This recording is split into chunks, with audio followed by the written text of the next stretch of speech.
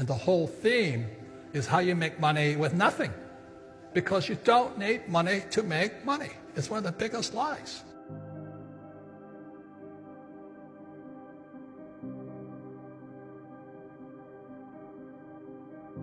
Before I begin, I'll introduce Tom Wheelwright. We didn't get the memo today.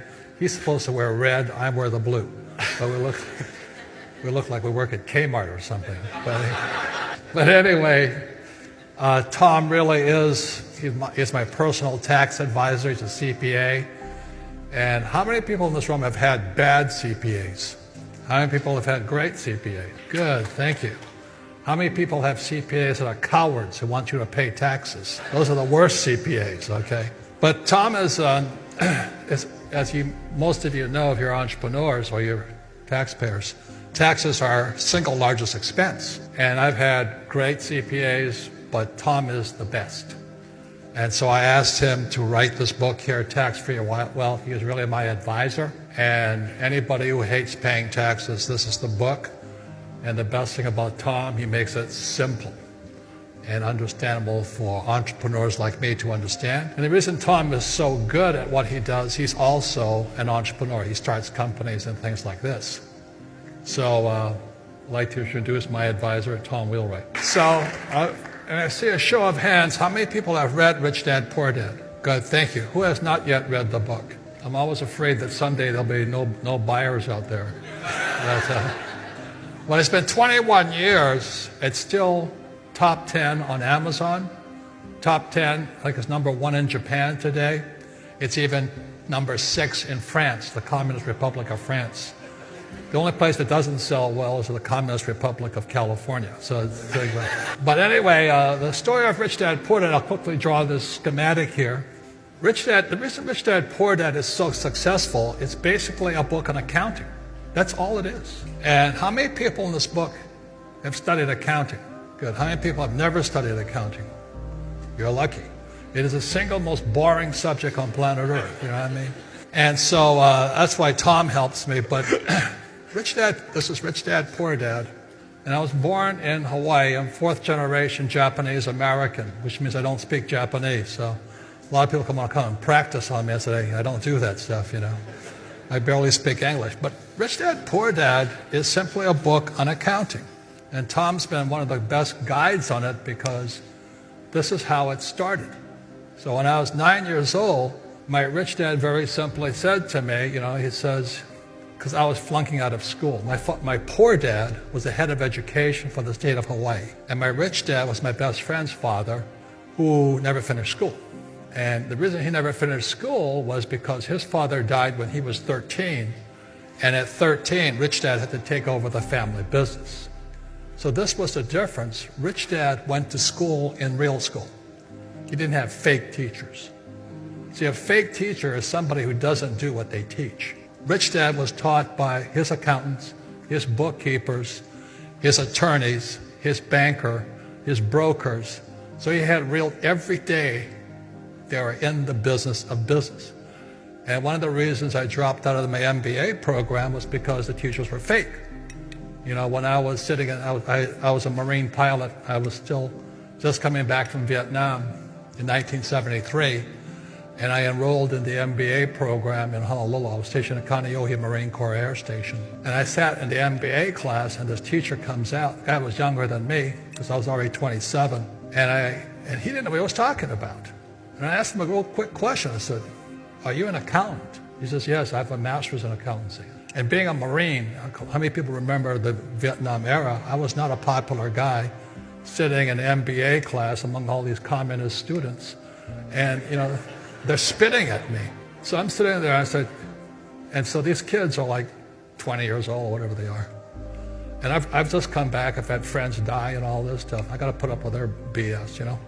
So I'm sitting in this class, and I asked the instructor, I said, tell me, are you, just repeat the question. I'm a Marine lieutenant. I just don't like BS, you know. And I said, are you an accountant? He says, yes, I have a master's in accounting. I said, that's not the question. Are you an accountant? He says, I have a master's in accountants. I said, have you ever been an accountant? He says, no. I resigned from the MBA program. He had no idea what he was talking about. And that's one of the problems of young people today. They're going to school with teachers who don't know what they're talking about. I remember I went to military school, the academy in New York, and I asked my calculus teacher, I said, when will I ever use this calculus? He says, I don't know. Why do you teach it? Because I get paid. And today, my brain is still messed up, taking 3 years of calculus. I had no idea what I was studying. Okay? So anyway, Tom has really helped me with things like this. But Rich Dad Poor Dad is about income, expense, assets, and liabilities. That's all it's about. And one more thing, the most important word for those of you who are in real business is a statement of cash flow. That's all it is. So very simply, Rich Dad Poor Dad, the statement of cash flow says, assets put money in your pocket, liabilities take money from your pocket. That's all the book's about. And so the reason people are in trouble financially is they buy houses they think are assets, but it's really taking money from your pocket, whereas I buy a piece of rental property and put money in my pocket. That's the difference. So that's all Rich Dad Poor Dad was about. Any comments on this, Tom? No, that's why I love Rich Dad Poor Dad, right? So how many world famous books are there about accounting? I think one. So what most people don't recognize either is that, liability is okay if it's producing an asset because it's all about the cash flow. Yeah. But you don't know if it's an asset or liability until you apply the verb, which is cash flow. So I can have a rental property and it's producing income one day, but it goes vacant and now it shifts into a liability the next day. And that's what happened to many people in 2008. They got hammered because the tenants moved out or lost their jobs or whatever it is. So basically all Rich Dad was produced 1997, 21 years ago. And it's very simply about what they should teach kids about money. That's all it's about. So this here is a second book, and it was called The Cash Flow Quadrant. And this is the cash flow quadrant. So again, I'm 9 or 10 years old. My rich dad's teaching me assets versus liabilities, and then he starts teaching me about the four people in the world of business. And how many people read the cash flow quadrant? Good, thank you. For those who haven't, very simply, E stands for employee. My poor dad always said, go to school to get a job. That's why they're employees. My mom wanted me to be a specialist, like a doctor or attorney or a lawyer or a pizza shop owner. I was a C student. I'll never become a doctor. But this is where Tom comes in, is because, as Tom will tell you, employees pay 40%. All these guys who are becoming entrepreneurs today, they leave their jobs, or the colleges are teaching kids to be entrepreneurs. They move into a higher tax bracket without financial education. And business owner, which is 500 employees or more, these guys pay about 20%. This is worldwide, right, Tom? Worldwide. And these guys pay 0%. So when I was 9 or 10 years old, my rich dad said, which one would you like to be? So this is Shark Tank.